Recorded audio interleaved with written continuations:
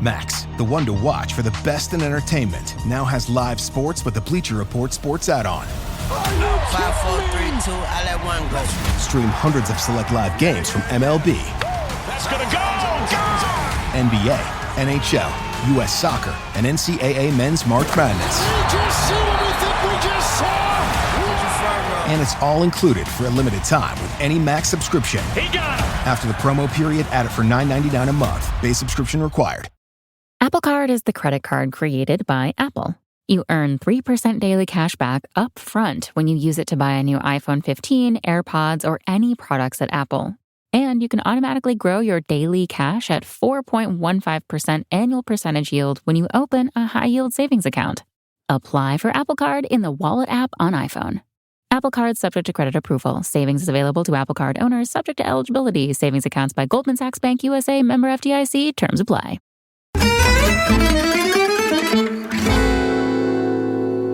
Become a member at patreon.com/Serie Chronicles for regular bonus episodes and content. One of the sort of narratives of this game, people will love to pull up expected goals these days, and expected goals came up. And yes, like Donnarumma made like 2 expected goals worth of saves, basically, which was something remarkable. But at the same time, if you want to observe things always from that sort of slightly noodly perspective of statistics, the expected goals were basically exactly even up to the point when Italy went 2-0 up. It was only after Italy went 2-0 up that Hungary had all those chances. So it wasn't like it was a game that Hungary had all these chances when it was 0-0. It was Hungary got 2-0 down and then threw everything at them. And yeah, they were unlucky not to score there in the end. And that's one of the narratives that I did want to pick up on from this game, actually, is Donnarumma, who's been on his own weird journey since the Euros. I mean, don't forget, he was literally the player of the tournament in the Euros. He goes off to Paris Saint-Germain, and we do talk and criticize sometimes Italians for not being brave enough and taking those moves abroad. He does take the brave move. He goes abroad to Paris Saint-Germain. But there's brave and there's stupid. And I think going to a club that had Keylor Navas already, that was not making a plan to say goodbye to Keylor Navas, was just not the right decision for a player like Donnarumma, who is a very talented keeper. I think even in these 2 games reminded us of the flaws in his game, which is this almost sort of contradiction in him of being a giant. I mean, he's huge, and yet his biggest weakness in his game is crosses in the air, right? Like he's actually just a great on-the-line goalkeeper who can make those stops. Sorry, I just hit a spoon hanging out my teacup. But he makes those great on-the-line stops. But actually, sometimes he gets lost at crosses, and you think, you look like you should be the opposite of that. You look like you should be too big to get down sometimes to those incredible stops you make at your ankles. Why can't you make that sort of slightly more commanding presence in the box? But absolutely reminded us in these games that he can be world-class goalkeeper. And perhaps if he had been all'altezza, if he'd been at the top of his game like this in the World Cup qualifying run, that would have made the difference. If he'd been on top of his game in that World Cup qualifying run. And I don't mean to single him out in that way, because I think you could do that with almost every player in Italy starting 11, right? If Jorginho just scores penalties. Yeah, exactly. Yeah, exactly. But it's one element of the story, right? Like it's one element of the story. And I do think Donnarumma's move to Paris Saint-Germain ultimately has hurt Italy quite a lot. Actually, I don't. I know this sounds crazy, but I think it was great. I think that we're expecting too much from a kid, like he is world class. But there have been so many moments in which even Buffon, in his very experienced years, would pull out some terrible mistakes, and it would be like a row of them, like consecutive ones. And I do think that Donnarumma sort of was so brilliant for so long that we just expected that he was going to continue to do that. But it is a journey. And I personally think it's wonderful that he went to PSG. Yes, you're right. Not choosing consistency, not choosing that ability to always be first and being played as that, and having to rotate with someone who's as good as Keylor Navas, right? But he did play in the Champions League, and to be embarrassed like that by Real Madrid, an Italian coach in Carlo Ancelotti who understood his flaws better than any other opposition coach, by the way. And the one thing he did was pressure Donnarumma when he was on the ball to commit that foul and obviously change the game around.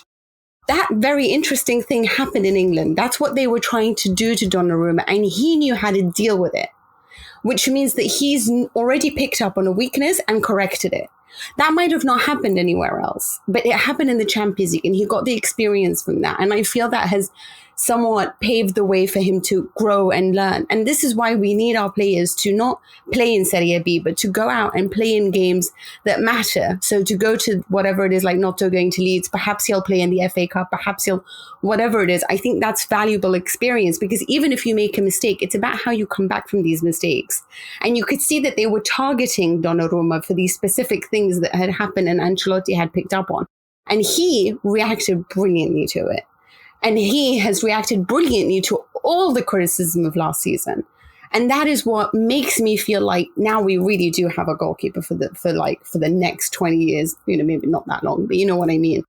And I personally love that about him. But I also feel like this has been a great time for Inter players. Like I thought Barella was really good. I thought Acerbi was fantastic.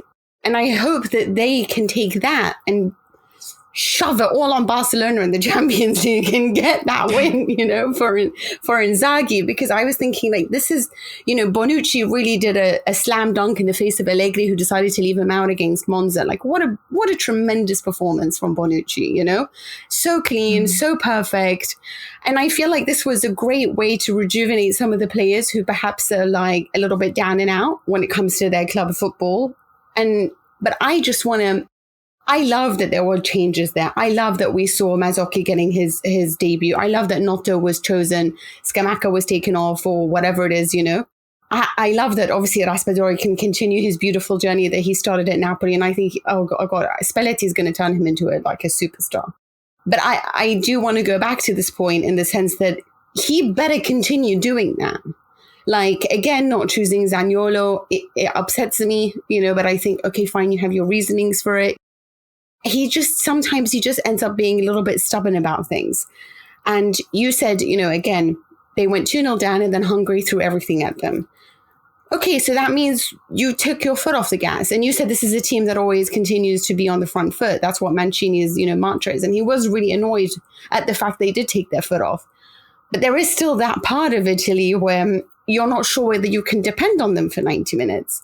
And so it's like carrying all the problems of Serie A, like for Inter and Juventus, and it's being carried into their blood right now, So I just want to make sure that he continues being bold, that it's meritocracy, that eventually we do see more and more of the other players and not necessarily always counting on Jorginho and Verratti. I'm sorry, I'm not a fan of Verratti, so I personally prefer Italy without him. And I just really hope that the likes of Lorenzo Insigne and Ciro Immobile are not again going to be the players that we have to depend on when it comes time to qualifying for the Euros. I don't think that Insigne is going to ever have his role back in the way that it was in the national team. That's my personal suspicion, but I could be wrong.